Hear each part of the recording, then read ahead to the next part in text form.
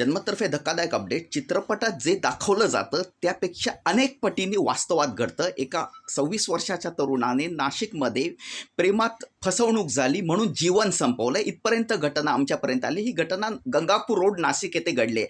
आम्ही काय डिटेल्स जाणून घेतोय. पोस्टमॉर्टेम रिपोर्ट्स काय येतात, नंबर 1 फोरेन्सिक टीमचे रिपोर्ट्स काय येत आहेत आणि त्याच्यानंतर चिठ्ठी त्यात सापडलेली आहे. सगळ्यात महत्त्वाचं, त्या चिठ्ठीमध्ये कुणाकुणाचा उल्लेख आहे आणि बरेचदा भावनेच्या भरात कधी कधी अशा चिठ्ठ्या लिहिल्या जातात.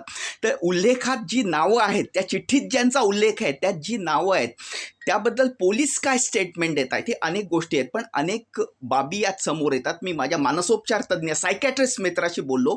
त्यांनी एक मुद्दा सांगितला. बरेचदा प्रेम प्रेम प्रेम जे तुम्ही म्हणता त्यात प्रेम 5% असतं, अपेक्षा भौतिक इच्छा या 95% असतात. असो, या घटनेवर आम्ही लक्ष ठेवून आहोत आणि जसजसे या घटनेचे अपडेट मिळतील, सविस्तर अपडेट मिळतील, तुम्हाला द्यायचा प्रामाणिक प्रयत्न करू.